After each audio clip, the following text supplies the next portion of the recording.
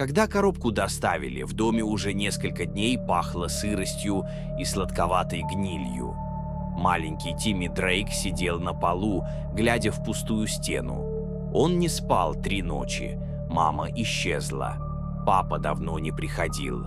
Дверь в подвал оставалась приоткрытой, и оттуда доносился странный скребущий звук, будто кто-то осторожно царапал когтями по бетону. Посылка стояла у двери. Белая, почти стерильная коробка, перевязанная алой лентой. На наклейке нарисованное от руки круглое существо с огромными глазами и надпись «Лабуба, он станет твоим лучшим другом».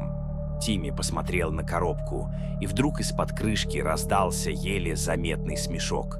Когда агент полиции Сьюзен Харпер впервые увидела дом номер 17 по Уайт-Роуз-Лейн, ей захотелось немедленно развернуться и уехать.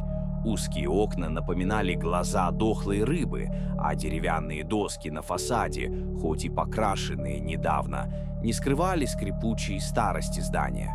Но ей нужно было войти. Там нашли тело. Ребенка. Соседи сообщили о странном запахе. Мать ребенка, миссис Эвелин Дрейк, пропала без вести 2 недели назад. Ее 5-летний сын Тимми жил в доме один. Полиция заподозрила опекунов, но дом оказался заперт изнутри. Тимми нашли мертвым в детской комнате. На лице мальчика застыла странная, будто счастливая, улыбка. И рядом с телом лежала странная игрушка. Мягкая, плюшевая зверушка с огромными глазами, маленьким ротиком и чересчур длинными лапами. На ярлычке было написано «Лабуба». Сьюзен наклонилась над трупом. Тело ребенка выглядело нетронутым, за исключением ссадин на руках и странного белого порошка под ногтями. Смерть, по заключению судмедэксперта, наступила во сне. Сердечная недостаточность. Для 5-летнего ребенка – редкость. «Что за чертовщина?» – пробормотала Сьюзен, глядя на игрушку. Она подняла Лабубу за ушко. Игрушка была неожиданно тяжелой. На ощупь, как будто в ней был какой-то странный гель, почти живой. Среди оперативников ходил слух. В доме Дрейков что-то завелось. Соседи слышали по ночам плач ребенка и шепот. Шепот, которого не могло быть. Сьюзен решила оставить игрушку в качестве улики. В ту же ночь, возвращаясь домой, она услышала странный звук. Сначала ей показалось, что это скрип сиденья, но потом звук превратился в отчетливый детский голос. «Мисс Сьюзен, поиграем?» Она резко обернулась. Машина была пуста. Только на пассажирском сиденье сидела игрушка Лабуба. Или нет? Она могла поклясться. Игрушка сидела на заднем сиденье, когда она садилась в машину. В следующий момент голос исчез. Сьюзен покачала головой. Усталость. Слишком много странных дел за последнее время. Эвелин Дрейк исчезла после трагедии с мужем. Его тело нашли в лесу за городом. Отчет коронера. Разорвано изнутри. В буквальном смысле его внутренние органы были буквально вывернуты. Тогда полиция списала все на нападение дикого животного. Но за неделю до его смерти Эвелин заказала в интернете странную игрушку. Ее номер отслеживания заканчивался на 666. Сьюзен нашла этот заказ в архивах. Игрушка – эксклюзивный релиз несуществующей компании Baobu Corp. Ни офиса, ни контактов, ни других покупателей. Только один заказ – Лабуба.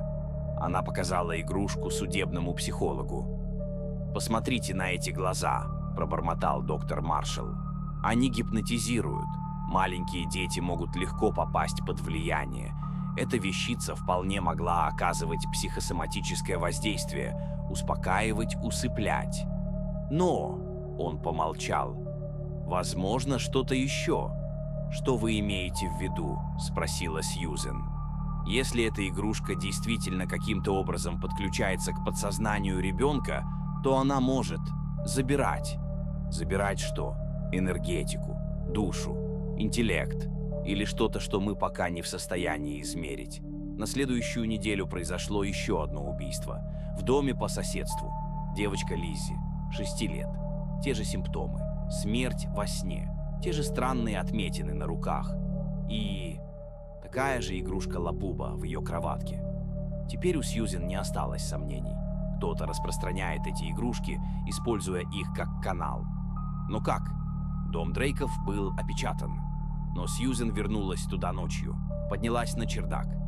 Там стоял старый пыльный сундук, внутри которого она нашла коробку с надписью «Баобу Корп». Серия экспериментальных образцов. Протокол слияния. Внутри лежали наброски, схемы, описание опытов, исследования нейросетей.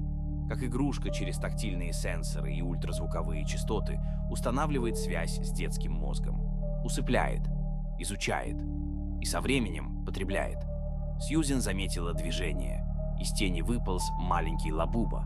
Второй экземпляр, или первый. Его большие глаза смотрели на нее, и тогда она впервые услышала настоящий голос. «Они отдали нас детям. Дети — наши ключи. Мы изучаем, мы познаем, мы — будущее». Игрушка шевелилась, лапки потянулись к ней. Внутри мягкого корпуса будто пульсировала теплая субстанция, почти живая.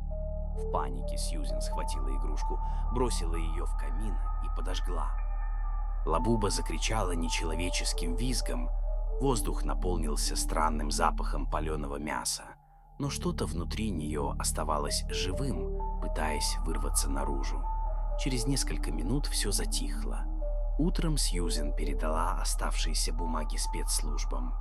Оказалось, Баобу Корп — это часть секретной программы DARPA по созданию психологических оружий нового поколения.